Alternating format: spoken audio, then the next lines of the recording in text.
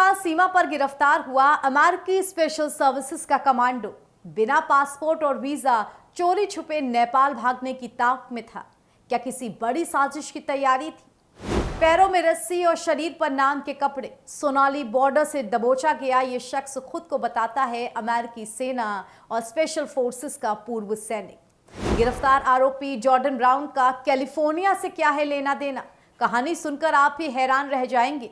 और उसके पास से सुरक्षा बलों को जो कुछ मिला है उससे सस्पेंस और गहरा गया है। अगल बगल धान के खेत हैं, बीच में पगडंडी पर पैदल चलता एक शख्स है जो रंग रूप से भारतीय तो नहीं लगता है। उसके साथ में सीमा सुरक्षा बल हैं जिन्होंने उसको गिरफ्तार किया है। पीछे पीछे भीड़ चल रही है और सबके लिए हैरानी की बात यह है कि 6 फुट से ज्यादा लंबा ये व्यक्ति जो कद काठी से कमांडो या पुलिस जैसा लगता है वो आखिर है कौन? ये वीडियो सोशल मीडिया पे वायरल है। हर कोई ये जानना चाह रहा है कि ये मामला क्या जितना सीधा दिख रहा है उतना सीधा है। तो क्या है ये पूरा मामला और कौन है गिरफ्तार किया हुआ ये शख्स? आइए आपको बताते हैं। शुरुआत हुई सोनौली बॉर्डर के पास से। यूपी के महाराजगंज जिले में भारत नेपाल सीमा के पास स्थित सोनौली बॉर्डर से गिरफ्तारी होती है। ये व्यक्ति खुद को अमेरिकी नागरिक बताता है, मगर कहानी में ट्विस्ट तब आ जाता है जब उसके पास से ना तो कोई वैलिड पासपोर्ट और ना ही कोई वीजा मिलता है। ऊपर से शख्स खुद को अमेरिकी नौसेना और स्पेशल फोर्सेस का पूर्व सैनिक बताता है। भारत नेपाल सीमा पर सशस्त्र सीमा बल ने जब जॉर्डन ब्राउन को पकड़ा तो उसके पास से कुछ भी ऐसा नहीं मिला जिसे हम वैलिड डॉक्यूमेंट कह सकते हैं, जिसके चलते वो ये दिखा सके कि वो कहाँ का नागरिक है या अपनी पहचान साबित कर सके, ये बता सके कि वो भारत में आखिर क्यों है। बताया ये जा रहा है कि तलाशी में उसके पास से करीब 41,000 रुपए के आसपास मिले हैं। 2 मोबाइल फोन बरामद हुए हैं। साथ ही सबसे हैरान कर देने वाली बात यह है कि उसके पास से एक चीनी पासपोर्ट भी मिला है। इसके अलावा कुछ नेपाली नोट, धार्मिक किताबें और AI ट्रांसलेटर भी पुलिस ने बरामद किया है। खबरों के अनुसार जब वो भारत की सीमा पार कर नेपाल भागने की कोशिश कर रहा था तब मेनिहवा इलाके से वो पकड़ा गया। इस शख्स ने पूछताछ में बताया है कि वो एक अमेरिकी नागरिक है, समुद्र के रास्ते भारत पहुंचा और 2025 से ही गोवा में रह रहा था।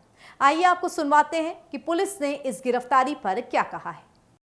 कल दिनांक 11 जुलाई को एसएसबी द्वारा सोनौली के पास एक व्यक्ति को अनधिकृत रूप से नेपाल में प्रवेश करने के कारण पकड़ा गया और उससे पूछताछ की गई तो उसने अपना नाम जॉर्डन ब्राउन बताया और बताया कि वह कैलिफोर्निया अमेरिका का नागरिक है।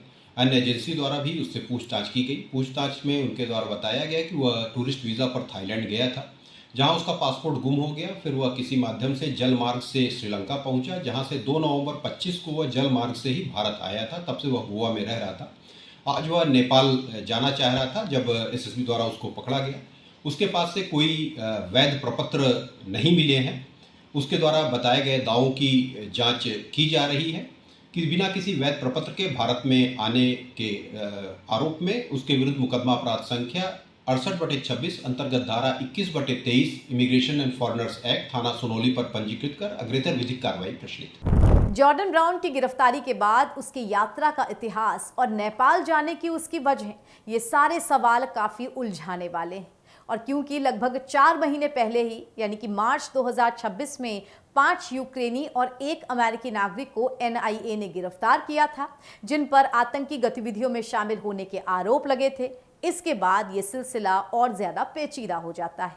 जब मार्च में ये लगभग 6 आरोपी गिरफ्तार किए गए थे तो इनमें यूक्रेन के 3 नागरिक थे। इनको दिल्ली से गिरफ्तार किया गया था और 2 को लखनऊ से, जबकि जो अमेरिकी नागरिक था उस वक्त वो कोलकाता से पकड़ा गया था। पुलिस जांच में तब पता चला था कि सभी टूरिस्ट वीजा पर म्यांमार से मिजोरम पहुंचे थे। उनका लिंक म्यांमार के जुंटा से था। उन्हें ड्रोन वॉरफेयर की ट्रेनिंग तक मिल चुकी थी। इस टेरर लिंक के खुलासे ने सभी को हैरान कर दिया था। और अब एक बार फिर से एक अमेरिकी नागरिक का पकड़ा जाना या एक ऐसे शख्स का पकड़ा जाना जो खुद को अमेरिकी नागरिक बता करके अपनी पहचान साबित करने की कोशिश कर रहा है, खासा हैरान कर देने वाला है। खैर, इस मामले पर आगे जो अपडेट आएगी हम आप तक जरूर पहुंचाएंगे। फिलहाल हमारी स्टोरी पर क्या कुछ कहना है आपको कमेंट में अपनी राय जरूर लिखिएगा और देश दुनिया की तमाम खबरों के लिए जुड़े रहिए कंटाप न्यूज के साथ। नमस्कार।